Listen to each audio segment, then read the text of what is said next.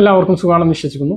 സംസ്ഥാനത്ത് ഇന്ന് 2025 ഫെബ്രുവരി 10 തിങ്കളാഴ്ച മുതൽ റേഷൻ വിതരണം സജീവമാകുകയാണ്. ഉൾപ്പെടെയുള്ള റേഷൻ അറിയിപ്പുകളാണ് പറയുന്നത്.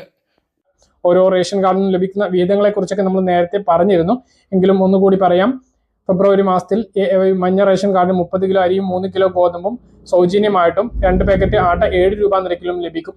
1 കിലോ പഞ്ചസാര 27 രൂപ നിരക്കിലും ലഭിക്കും എന്ന് അറിയിപ്പുണ്ട്. കുറച്ച് മാസങ്ങളായിട്ട് പഞ്ചസാര ലഭിച്ചിരുന്നില്ല. അന്ന് 21 രൂപയ്ക്കായിരുന്നു ലഭിച്ചിരുന്നത്. 6 രൂപ വർദ്ധിപ്പിച്ചിട്ടുണ്ട്. അപ്പോൾ 1 കിലോ പഞ്ചസാര മഞ്ഞ റേഷൻ കാർഡിന് ഇനി മുതൽ ഉണ്ടാകും എന്ന് നമ്മൾ പ്രതീക്ഷിക്കുന്നു.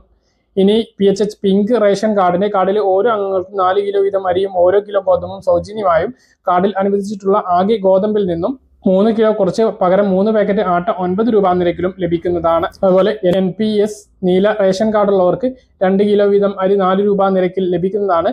കൂടാതെ NPS കാർഡിൽ 3 കിലോ സ്പെഷ്യൽ അരി 10 രൂപ 90 പൈസ നിരക്കിലും ലഭിക്കുന്നതാണ്.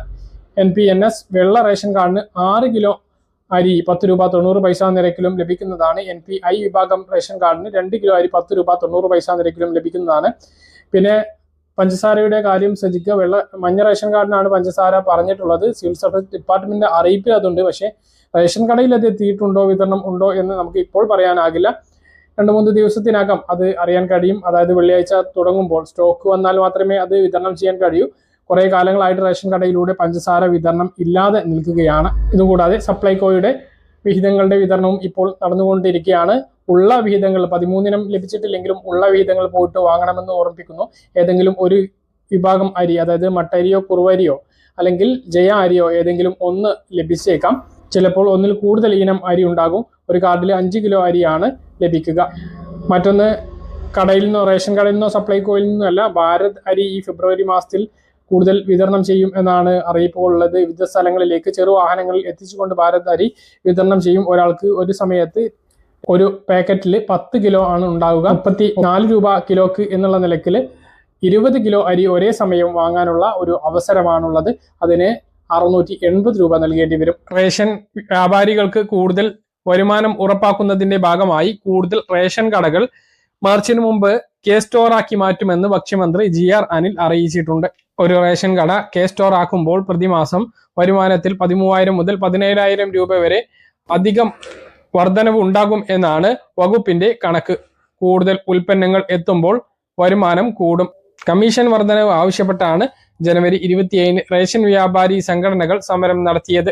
നിലവിൽ K-സ്റ്റോറുകളിൽ സാധാരണ ഭക്ഷ്യസാധനങ്ങൾക്ക് പുറമെ സപ്ലൈകോ ശബരി ഉൽപ്പന്നങ്ങളുടെ വിൽപ്പന, 10,000 രൂപ വരെ പണമിടപാടുകൾക്കുള്ള സൗകര്യം, പൊതു സേവന കേന്ദ്രങ്ങൾ, മിൽമ ഉൽപ്പന്നങ്ങൾ, മിനി LPG സിലിണ്ടർ തുടങ്ങിയവ ഉണ്ടാകും. അക്ഷയ കേന്ദ്രങ്ങൾ, സപ്ലൈകോ വിൽപ്പനശാലകൾ, ബാങ്ക് എന്നിവയുടെ 2 കിലോമീറ്റർ ചുറ്റളവിൽ K-സ്റ്റോറുകൾ അനുവദിക്കുന്നതിനുണ്ടായിരുന്ന നിയന്ത്രണം ഇപ്പോൾ ഒഴിവാക്കിയിട്ടുണ്ട്. നിലവിൽ 1790 K-സ്റ്റോറുകളാണ് സംസ്ഥാനത്തുള്ളത്.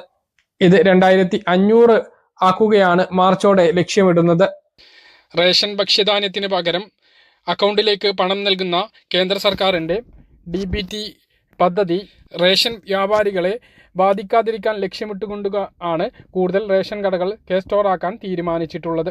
മുൻഗണന റേഷൻ കാർഡുകൾക്കുള്ള വിഹിതം അക്കൗണ്ടിലേക്ക് പണമായി എത്തുകയാണ് എങ്കിൽ അത് റേഷൻ വ്യാപാരികളെ കാര്യമായി തന്നെ ബാധിക്കും. വൻതോതിൽ അരി വിതരണം ചെയ്യുന്നത് മുൻഗണനാ വിഭാഗക്കാർക്കാണ്. അത് ഇല്ലാതായാൽ കമ്മീഷൻ കുറയും. കേരളം എതിർപ്പ് അറിയിച്ചിട്ടുണ്ട് എങ്കിലും ഈ പദ്ധതിയുമായി കേന്ദ്രം മുന്നോട്ട് എന്ന് തന്നെയാണ് ഇപ്പോൾ ലഭിക്കുന്ന വിവരങ്ങൾ. മനസ്സിലാണെന്ന് കരുതുന്നു.